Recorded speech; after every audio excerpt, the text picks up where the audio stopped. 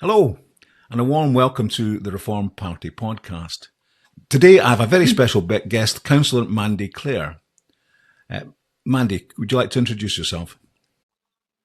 Hi, so I'm Mandy Clare. I'm a local councillor in Cheshire West and Chester, and I'm now a Reform councillor, and we have a small group of 2 Reform councillors in Cheshire West and Chester now. Pleased to say. I should say that we're recording this on Friday the 2nd of May, which if anybody knows is a momentous date because it's the day after Reform won their first by-election victory.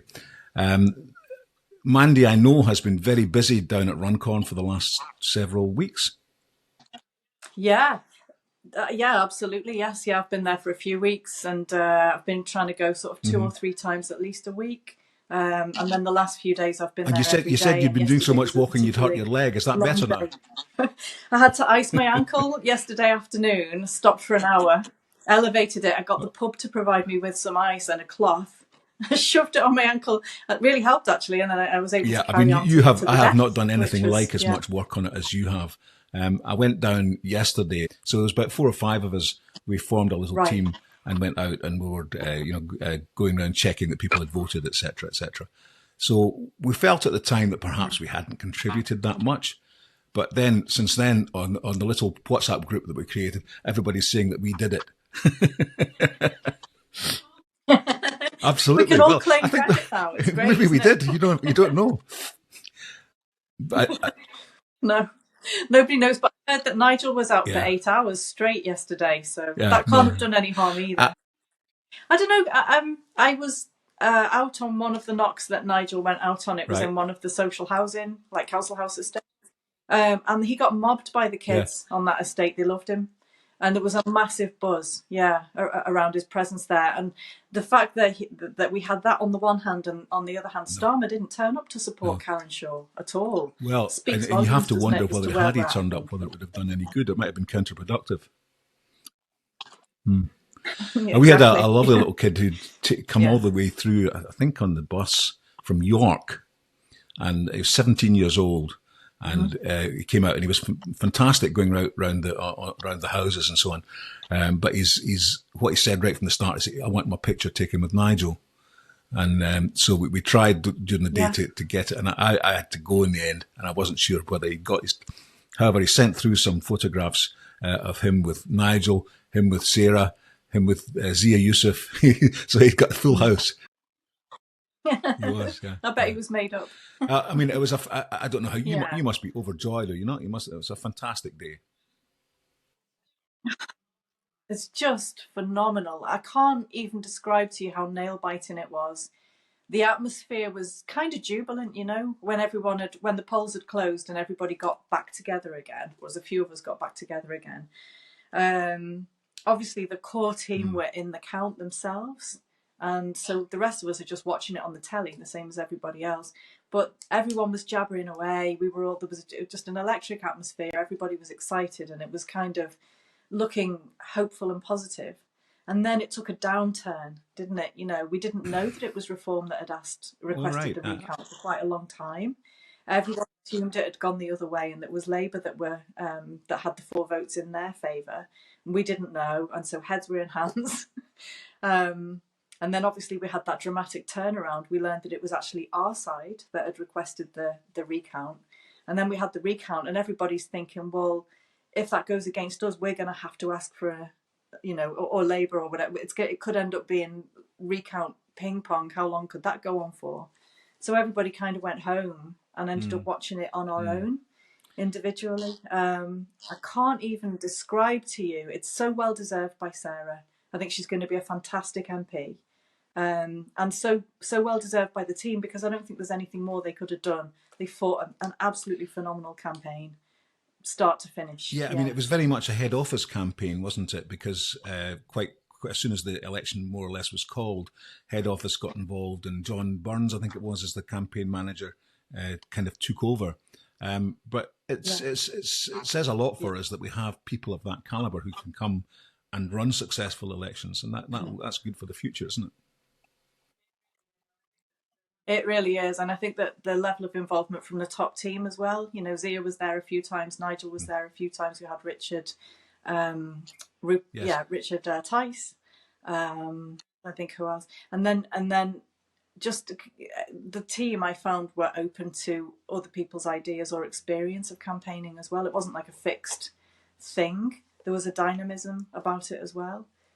So I just think that we're at an exciting stage of our development and a dynamic team, and it's a fantastic result. We've overturned, it was like a nearly 15,000 majority, and in such a short space from Labour winning what they described as a landslide in the general election. It wasn't really, was it? It was despondency that enabled them to kind of surge ahead. It was a dissatisfaction with the Tories that enabled them to surge ahead in the way that they did. And there was a really low turnout, wasn't there, for that election? But it was sold as if it was a landslide. They had this huge mandate and they've thrown it away in such a short space of time, you know.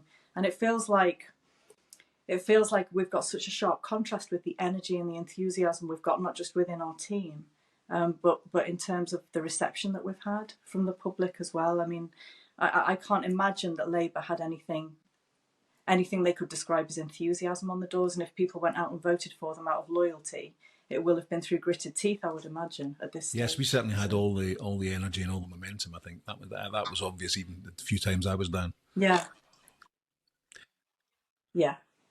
It's been great, and I think having that campaign base as well, right in the centre of the shopping city, so it was very visible and people could pop in anytime and ask questions and offer to get involved. And we had Jamie front of house welcoming everybody in as well.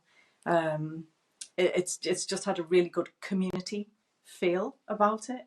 It feels as if we're starting as we mean to go on with that. You know, it's a genuine thing. And I think we learned quite a lot. I mean, one of the things people probably don't realise about an election like that is that Labour, of course, had done it before. So Labour would have a data going back decades on all the houses, who voted for them, who didn't vote for them. So they would have had a fantastic start, really. We were going into it almost blind. We had to do it from the ground up, if you like. Yeah, also, I just can't believe it was that few votes that were in it. But everybody said all the way through, it's impossible to call. It's so close. But you couldn't write that, and yet Labour were you? 3-1 at the bookies. So we were the favourites, which always worried me.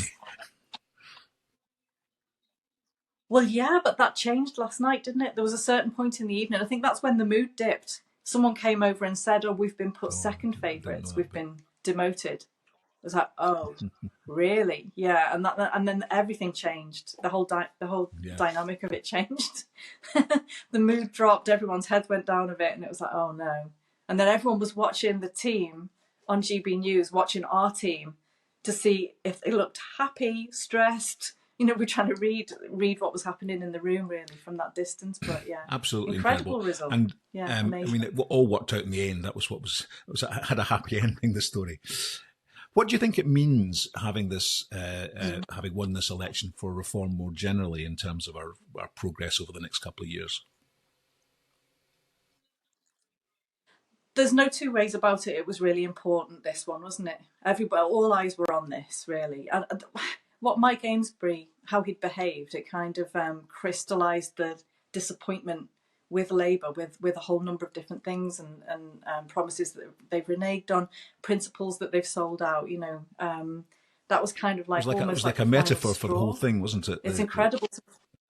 Especially the punching the constituent. There's something about punching a constituent that kind of says it all, isn't there? I don't know what to say about that, but it has started this wave, which is going to become a tsunami. I think this is the turning point, and we knew that. So all pressure was on that team, that campaign team in Runcorn, for reform to make this happen and to get us that win. Everybody's been conscious of how important this has been, you know, as a signal to the rest of the country that they can put their confidence in reform and that we'll deliver, you know. So yeah.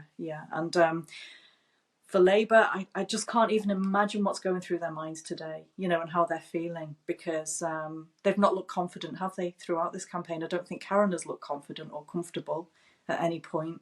And they sent Angela Rayner over. It seems to just make things worse, you know. So yeah. I'm just delighted. I'm just delighted because obviously I'm a local councillor in Cheshire West and Chester, where Karen Shaw is or was deputy leader. I don't know whether she'll step back up now or what the plan is. We've got a full council meeting in mid-May. I tend to be a bit of a target within those meetings because, as you know, I've been quite outspoken on things that are hostile areas for Labour. They've blocked debate on women's rights, child safeguarding around Pride for events and things like that. And so I wasn't really looking forward to mid-May. I thought, I'm going to get roasted because I've joined Reform and they will be dying to say, we always said she was a right-wing bigot. And I think it's going to be a very different meeting. Well, it is different, isn't it? Because once we start to win elections like this and so on, it's much harder for people to say, oh, they're a bunch of right-wing bigots. Are you really saying that the majority of the electorate are a bunch of right-wing bigots? Because that's what you're saying. It's not. It's a really good point. It's a really good point. It's such an insult to people, isn't it? You know, those kids that we go out and meet who are so enthusiastic about Nigel Farage and about Reform, they need something to hope and believe in. You have to trust your electorate, don't you, to a certain degree, you know, that they know what they want. And sometimes this thing about media training, where everybody's been media trained to death within politics, to the extent where they don't ever ask a question with a straight answer. I think people are tired of it. I think people have seen so much of that. And what they get with Reform seems fresh and different because it is. It genuinely is. So, and it's got, I think it's had that cut through for that reason. We're popular for a reason, right. You know. So. Okay, let's go. Moving back to your problems, because you sent me a bit of film the other day of a woman councillor live streaming you and threatening you verbally at a council meeting. Is that I haven't misunderstood. Right, so in 2023 in the local elections, I was already a councillor and I stood for re-election. So I was first elected as a Labour councillor. I left Labour after 3 years and became independent. And we put this independent group together. And I think we had 19 candidates, I think that's right, for 20 places. I can't remember the exact numbers, but anyway, there was 15 places on the town council in Winsford, which is a very working class, traditional Labour loyal town. And we got every seat apart from one. We actually, and most of those we took off Labour. So that was quite a shock to the system for them. And we also managed to get 3 of the 7 borough seats for our independents as well. So I was re-elected for my second term as an independent with a bigger majority than I'd had as a Labour councillor in a traditionally Labour seat. So that kind of gave us an indication of the level of dissatisfaction within working class communities and their appetite for just someone offering something common sense and to actually, you know, put the community first and people's everyday concerns first, which is something Labour's supposed to do that they don't do. So one of these councillors that we got elected, we had to recruit in a hurry. And I think probably Reform's been through a similar sort of a cycle with that. We didn't have time to vet people properly. We didn't have time to really prepare and train people properly for the roles that they were going into. And Labour got into the heads of some of our candidates, newly elected candidates, and told them that I was transphobic and a bigot. and they believed it. Right. And it split our group. So, and one of the candidates who was most vocal in criticising me and doing the name calling online was this councillor Stella Mellor, who immediately, her first task when she was elected as a town councillor under our banner was to propose a Pride event be held in the town. So there hadn't been one before in the town because there's a massive one in Chester every year, which the council was putting a lot of resources into supporting. But there started a trend, I don't know if you noticed this, of Pride events springing up in the smaller towns within boroughs. Everyone wanted one of their own. So she spearheaded that within Winsford. But we had the first year I didn't attend it. I saw photographs of it. I saw some of the like drag queens that had got the kids up on stage dancing with them, and I thought, oh, I'm not sure about that. So I went along to the one the following year, and I gathered evidence. I went along. I wasn't there protesting with a placard or anything like that. I was just gathering evidence, having a look around to see what was going on, and not causing any trouble, but a lot of people by this stage knew what my concerns were around some of that agenda. So there was a bit of hostility towards me. But there was an act that was on the stage, which was a burlesque act, and it was a man who was in women's underwear with a clown face on the crotch of his knickers. No nice way of saying that. Burlesquing in front of children. And there was also a stall which was promoting double breast amputations and trans ideology to kids, and it had sexualized messages on it as well. And it was at child eye height, and it was all colourful, and glittery and very eye-catching for children, promoting these things. So I went, and I didn't confront the stall holders, but I did take some pictures, because unless you go along to these things and take pictures, there's never any evidence of what's happened. And there's all sorts of things happening at these events that people don't know about. And they're being normalised by the fact that they're being hosted and very often funded and promoted by local councils. So, as inclusive, So I did ask the MP candidate, as was at the time, Andrew Cooper, who's now the MP for Mid Cheshire for Labour. He was there. Dan Price was there, who was the Labour's recently elected Police and Crime Commissioner. So I raised it with a local sergeant who was there, who wasn't interested. He refused to have a look at the stall. And I also raised it with Andrew Cooper, MP, and Dan Price. And they walked away. Their aides were saying to them, and we've got them on camera, saying, just ignore her. And they walked away. And I said, well, shouldn't you be interested in coming to see this stall and see some of this content that's on this stall? And Andrew Cooper said to me that he was very disappointed with me. And I said, oh, why is that? And he said, because you used to talk about poverty more, and now all you talk about is this. So I said, well, am I not allowed to talk about women's rights? Can I only talk about the things that you think I should be talking about? Can I not talk about child safeguarding? Oh, you can talk about what you want, but we're here to look at the stalls, and we're here to talk to people, and you're getting in the way of that. So I'm there as a local councillor. I've got serious child safeguarding concerns about what's happening at Pride, and I'm told I'm in the way. And so we got all of that on camera, and then after that, the police pulled me to one side, and they said that the stall holders had said that I'd said something abusive. And I said, well, I didn't. I haven't. I've taken photographs. I've not conversed with them. And they said, well, if you do it again, then you'll be arrested. And I said, well, I didn't do it in the first place, so I can't do it again because it didn't happen. Well, they're all saying that you did. So I said, well, I didn't. So, and all of that was captured on camera as well. Anyway, this councillor has footage of that conversation that I had with the police. And she said to me that in this meeting that we went to, I've been going to town council meetings ever since, and I've been emailing them, and I've been imploring them to have a look at their policies, their child safeguarding policy. Does it cover events? Are they supposed to be promoting an ideology as a publicly funded organisation? Can they please reconsider not booking that act that did that? And they decided they wanted to rebook him because he's agreed to wear something different, something more modest, and he's apologised profusely. But what I've been saying is, if someone gets that wrong in front of children once, really they shouldn't be. They shouldn't be near children, should they? Contracted again. That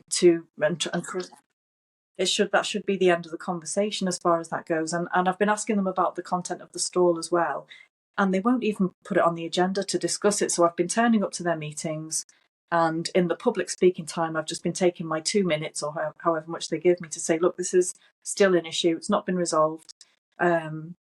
Please don't rebook this act. Please don't have this stall there again.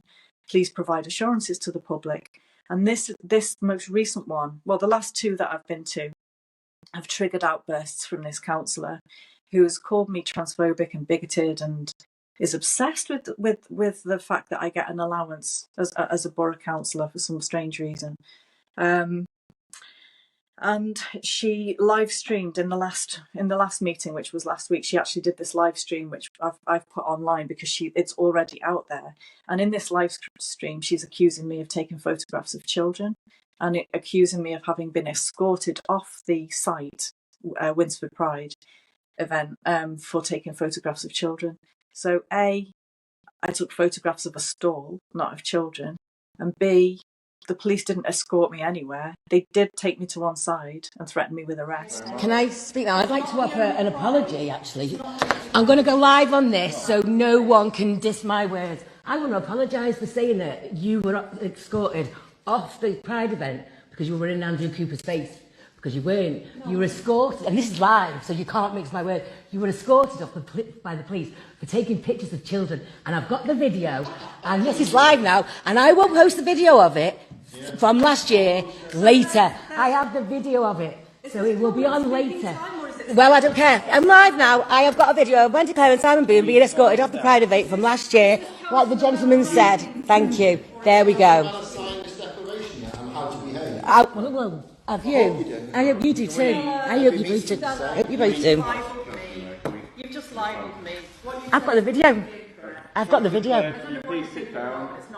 Well, I'm going to post it now anyway. That's the end of the open Okay, so just to clarify as well, Chair Fans, I wasn't escorted off. You were spoken to. Thank you very much. Clarified. Thank you. Well, they say that the stallholders said that I had said something out of turn, but I didn't. I just said, hi, how are you doing? Just having a look at what, at your content. Is it okay if I film? They said they didn't want me to film, so I said that's fine. So I just took some pictures of the content, so that I had some evidence. Because the police I'd asked him to come and have a look at the stall, and he'd refused. He said, I'm not concerned with it. I'm not going to come and look at it. And I have witnesses that were stood and heard him say that as well. And there were witnesses with me the whole time that I was on the stall who can also confirm I didn't say anything untoward. So I was threatened with arrest on the basis of hearsay, no evidence, by an officer who'd refused to investigate a child safeguarding concern I'd raised. Am I right in saying you said that Stella Miller is an independent councillor? Yeah, so she was elected under our banner because we branded it up. We weren't a registered party. We were independents, right? But we used the brand Winsford Salt of the Earth, and used the colour like orange because it's kind of the salt in the salt mines in Winsford is kind of like a rusty colour. So that was our brand, and we became recognisable. We had like a mini revolution in Winsford with that brand. And because she was a town councillor, she was able to put that brand on her ballot paper. So she was elected as a Winsford Salt of the Earth councillor, but it doesn't really mean it. She was independent, basically. And it was kind of like a rebellion against Labour's neglect of the town. She's since distanced herself from me because she said that I was a bigot. And she got everybody else to do that as well in the group. Not everybody, but most people. But then she also left. She fell out with everybody in that group and she left. I have to say, the little bit I saw of her, she didn't look as if she would be a difficult person to fall out with. Yeah, it's a fair comment. And this is the thing. It's like we've really learned the hard way. This is why vetting is really important. But it's like the people who are running our borough council, so that more senior level with a lot more responsibility, within your remit, they are just as inept in terms of child safeguarding, and they are just as abusive. They just don't make the mistake of live streaming themselves and doing unhinged things like that, but they're still really making a mess of it. You're absolutely right. It's not a question just of taking over a council, but you have to have the right people in place. We are currently recruiting to have a real go in Wirral Borough Council in 2027. And last week, in fact, we had 30 potential councillors there, all of whom had half-hour interviews and been vetted. So we knew them, we knew what they were like, we knew of them, and we had training for them last week. And that will carry on now over the next couple of years until we get to the point when the elections will be held. But you're absolutely right; it's important you have the right people. It is. I mean, the thing is, we did do vetting. We did do interviews with people. We held public meetings so we could get a feeling for people's views on things and if they chimed with what we were about. Everybody was enthusiastic up to the point where Labour started to, and this is just politics, isn't it? But Labour were so threatened by what we were doing that they made a concerted effort to cause division, to sow seeds of doubt. They'd said to these inexperienced new councillors, you should distance yourself from her because she's got these views, and these views are, they're not inclusive, they're hostile to a vulnerable minority. She's bigoted. So, and once they'd said that, I think just their lack of experience, they panicked a bit or something. I don't know, but yeah, we did vet people. It can still go wrong if you vet people, and like I said, our councillors being led by people who have thrown children's safeguarding under the bus. They don't care. They're not interested. They'll go further than that. They'll denigrate and they'll block democracy in order to avoid having to even discuss it. So there's a lot of things going wrong, and it is. That's why it's doubly important, really, that Reform get this right in terms of the vetting. It's a lot of people to recruit in a short space of time. We've got to get that right. I think it's good that we're being detailed. That's right. Yeah. Now, these other independent councillors, what's the general kind of political leaning that they've got? Or is there a political leaning? I'm really trying to get at whether or not it's like. No, so what we said to people. Is it likely any of them would join you in jumping ship? Yeah. Yeah, I think one already has. But I'm not sure if they've made an announcement yet. And there could be more that would potentially. I mean, the thing is, we said to people when we recruited them, it's more about people before politics. So at that level, especially at the town council level, it's about your community. And obviously people bring their values to that. But if your main value is this community's been neglected by Labour, it's very undemocratic. There's too many meetings. The public can't possibly expect it to attend these many meetings. It's too top heavy in terms of the number of paid staff it's got. It doesn't need that many. We can save some money through that. There was very localised things that we were pledging to the public. A new neighbourhood plan, because of the way that a lot of development, housing development had taken place as a result of the last neighbourhood plan not being done in the town's interests, without the infrastructure, to support the town.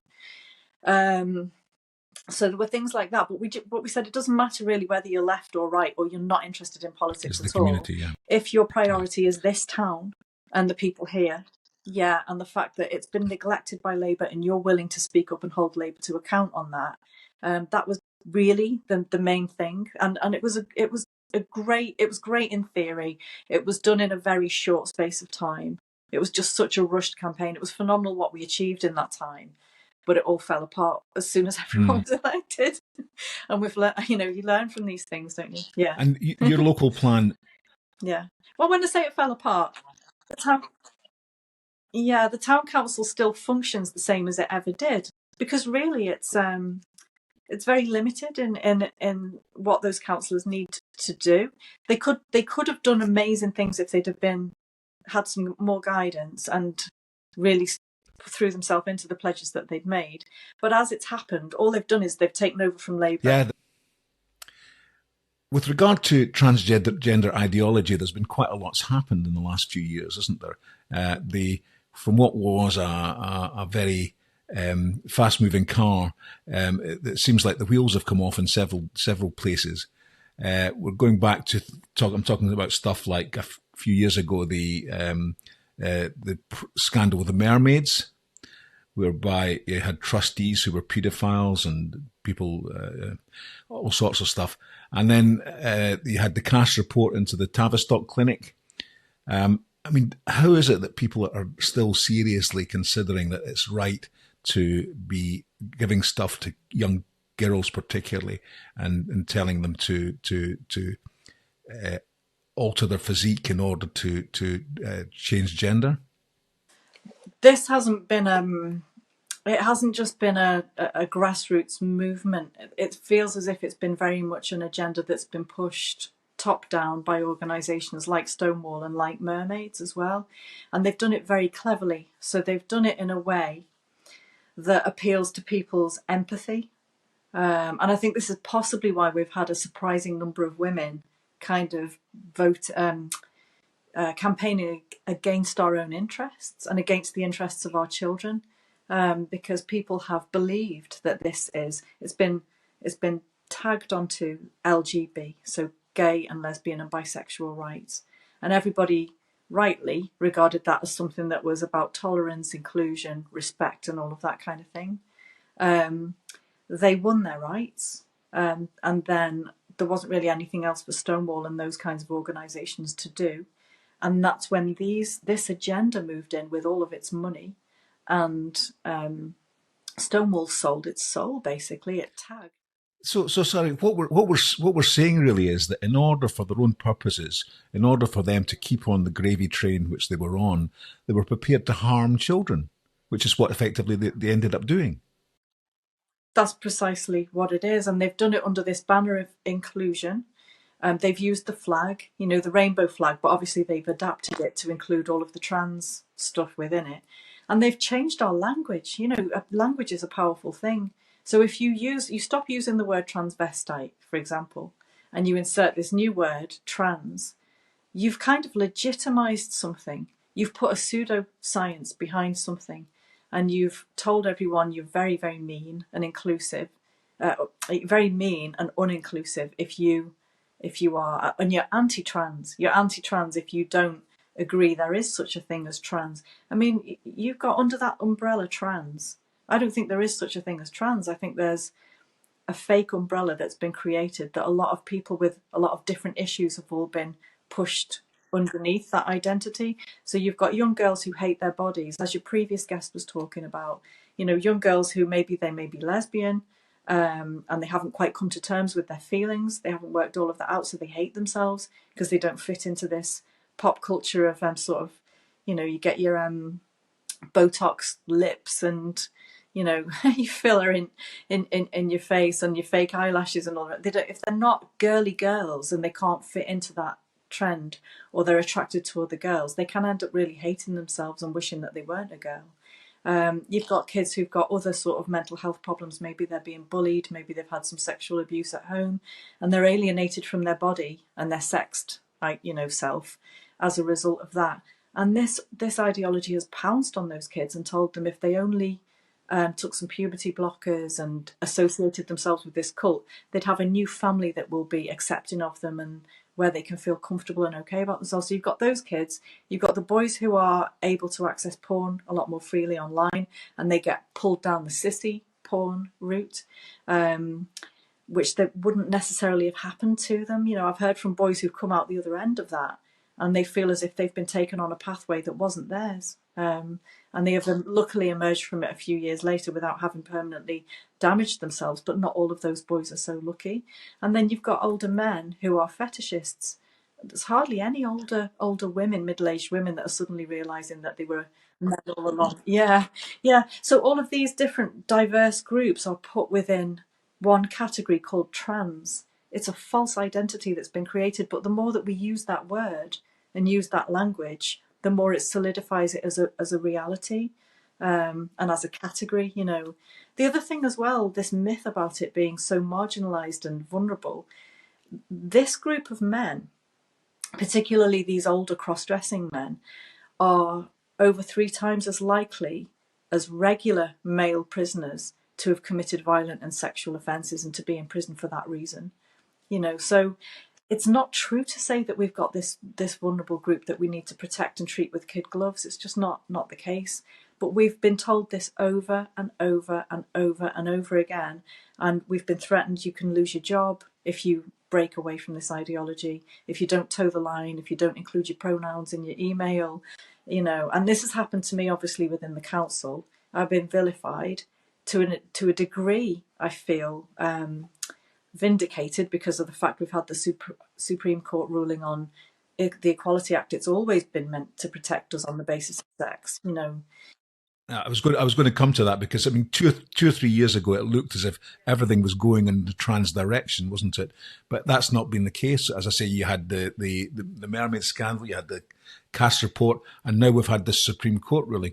And I have to say, I'm slightly vague as to exactly what it means, because it seems to me that what it's saying is it's saying that there's no alignment between the Gender Recognition Act and the Equality Act, and the two can't fit together. So that's how it seems to me.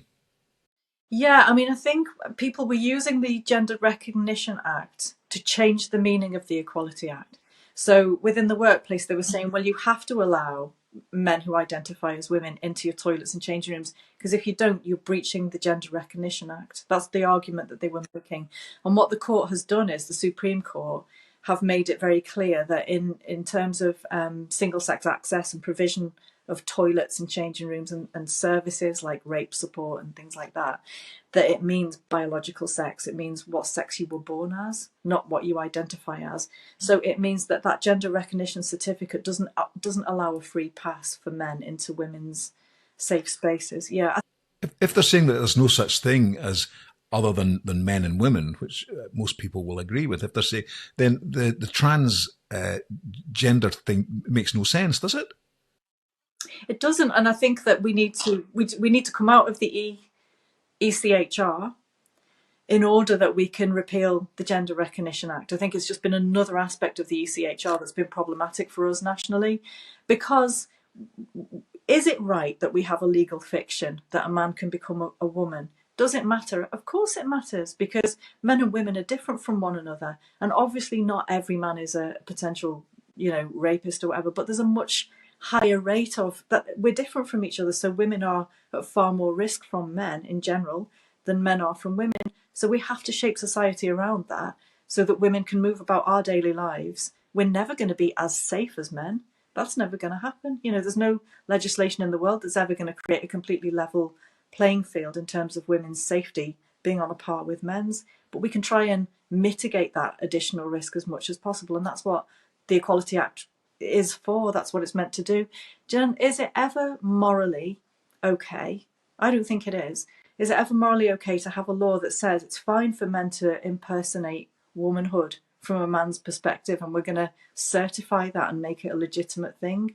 If people want to do that, let them do it, as long as it doesn't interfere with other people's lives, but don't legitimise it by creating a whole set of legislation which is a legal fiction, based on the idea that a man can never become a woman or ever really understand what it feels like to be a woman, and vice versa. We have very different experiences. The risk profile we walk around with in our daily lives couldn't be further apart, as men and women.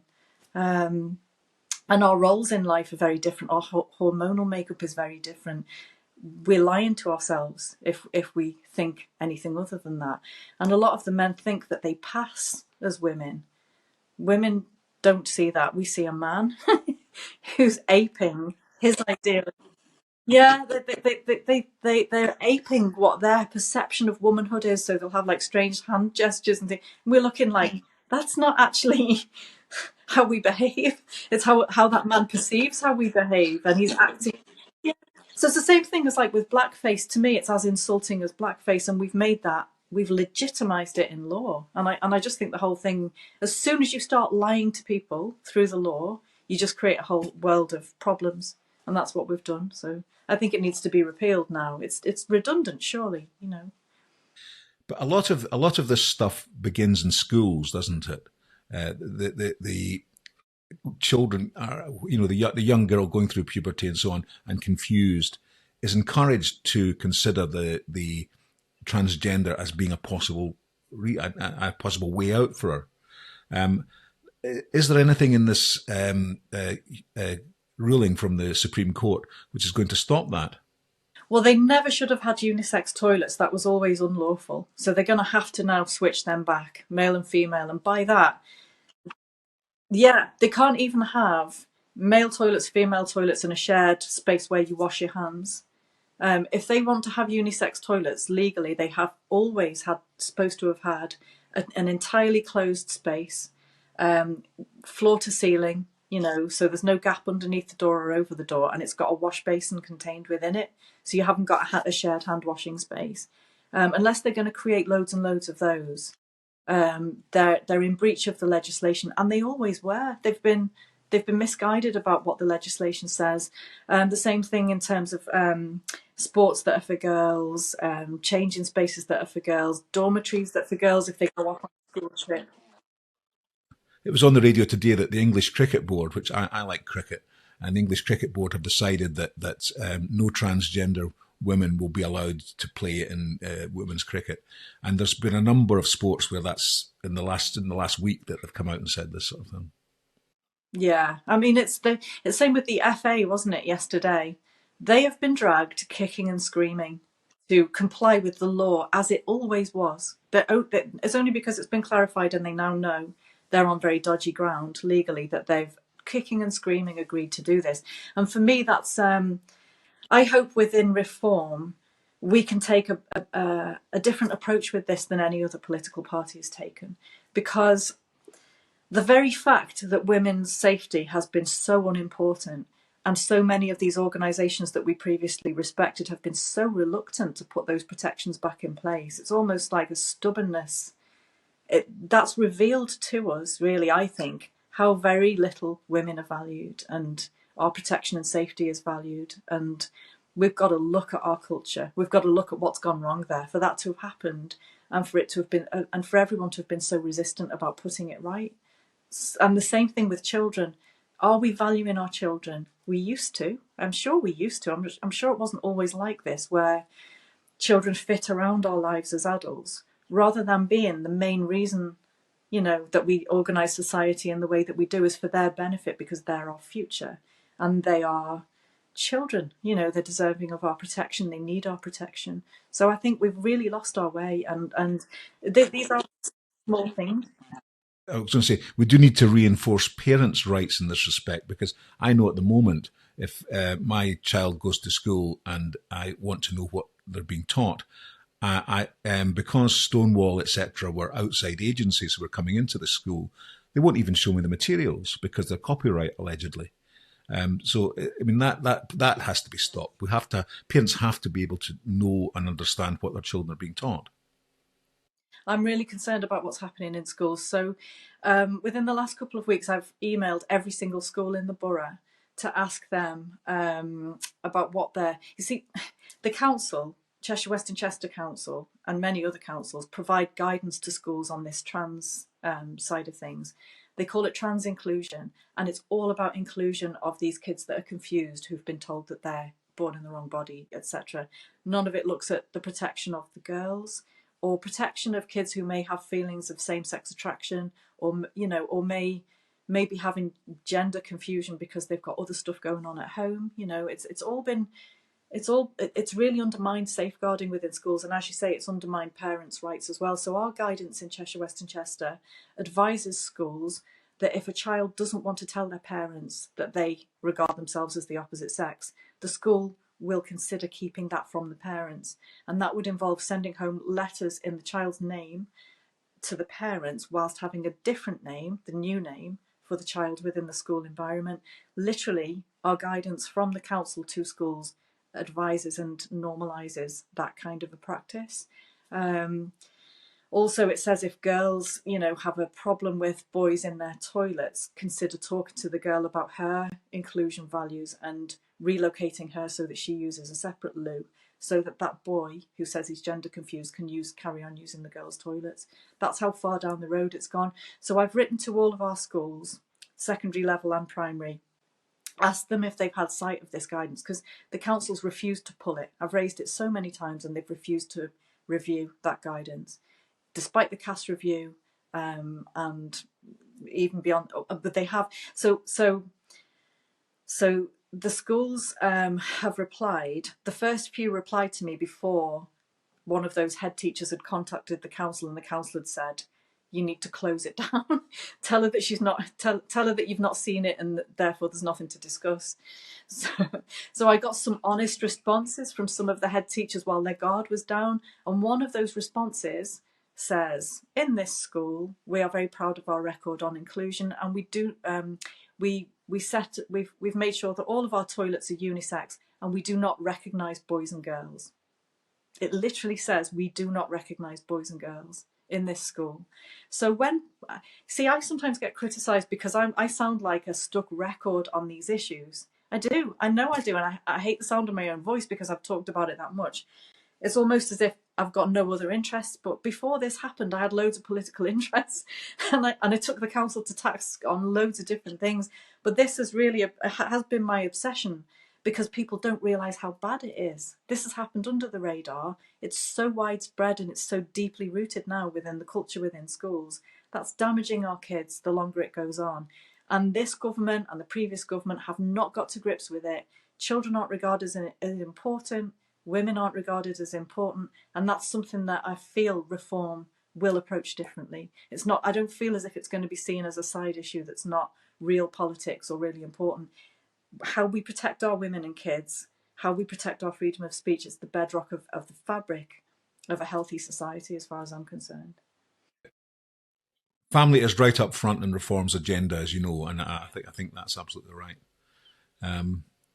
Yep. Look, I don't think I think you've done magnificently in resisting this horrible ideology, and I presume this Pride thing in Windsor is going on again this year, is it? It is. We've managed to get some concessions on that, so they are rebooking that act, but he's agreed to tone down his outfit. I don't know if that stall is going to make another appearance. I'm not sure. They've put in place a draft. They've now ratified their safeguarding policy, which they didn't have before. They've put in place a draft code of conduct for Pride, but I've challenged that because they've just pinched it from London Pride, and they've not really addressed the things that have gone wrong in their own Pride. I think it needs to say more about protecting kids. Well, it doesn't say anything about protecting kids. It needs to say about freedom of speech and not pushing ideology. I think it needs to also talk about protecting everybody, because I was mischaracterized as someone who was there protesting and causing trouble. I wasn't. I just attended. I observed. I gathered information. I actually had someone hold a big, tall bloke hold a sign over my head which said Mandy Clare hates trans people, and pointing to me saying that she hates trans people, and the police didn't do anything about that. And the security, when I approached them and asked them if they could help with this guy, said that they were there to protect the act on the stage. So the guy who's gyrating around in front of kids on the stage has dedicated security just for him, and meanwhile I'm there with this aggressive, intimidating guy stalking me around the event, and that isn't covered in their code of conduct. I'm so unpopular for saying it. They'd love it to just all go away, but they need to stop. They need to stop doing this. So in the meantime, that leaves me stuck like a stuck record. It's not ideal. Well, I mean, the good news is that from my perspective, this trans agenda has been like a tide which has come in, but I think it's started to go out now. And I think that, as I say, some of the things that have been happening recently, you're starting to see it going.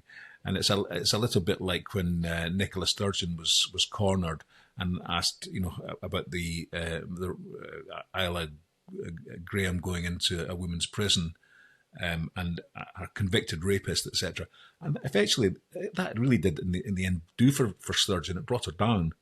And I think that the more that people, and it's the same with the net zero and so on, when people have ideologies which just don't bear meeting with reality, eventually they will fall. And I get the impression that you're winning, that that we won't have this problem for too much longer. I hope not. I mean, I think Starmer's response to it has been absolutely disgraceful. The man doesn't seem to be ever able to apologise for anything or admit that he's got anything wrong. And this is not a small thing to get wrong. It's catastrophic for half of our adult population. Yeah.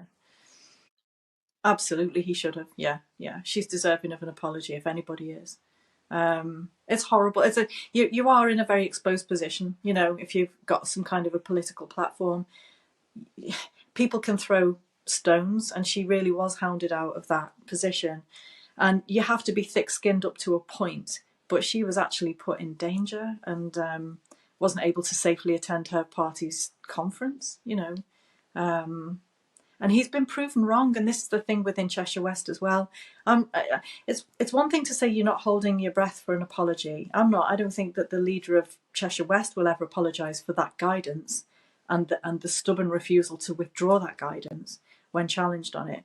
I don't think they're ever going to apologise for that. But should they apologise? Yes, they absolutely should. How do we have any faith in any integrity of people in leadership positions if they can get something like so basic as that wrong, with such catastrophic impacts on children, on women, on free speech, on democracy, you know, really basic tenets of our civilization, basically, and not say, okay, we made a mistake, we got carried along, that was silly. So you have to be able to do that, I think, in a leadership. You have to be big enough to be able to do that in a leadership position. And if you can't do that, I mean, the right thing to do is to resign, isn't it, if you've got something as badly wrong as that? That's the honourable thing to do. Great. Well, we've taken a fairly deep dive into that, I think. I found it very interesting, and I hope our viewers will have as well.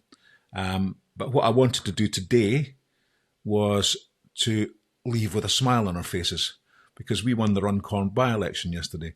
And as we speak, there are hundreds and hundreds of Reform councillors being elected up and down the country. It's been a great day, hasn't it? We've got control of Stafford Council, Durham Council and Lincolnshire Council. And we won every by-election in the council seats where Starmer blocked democracy. And Sarah's got in Runcorn as our first female MP. Mega. Good stuff. Great. Couldn't be much better, really. Excellent. Well, let's leave it on that happy note. Thanks very much indeed for being on. Cheers, Ken. Thank you.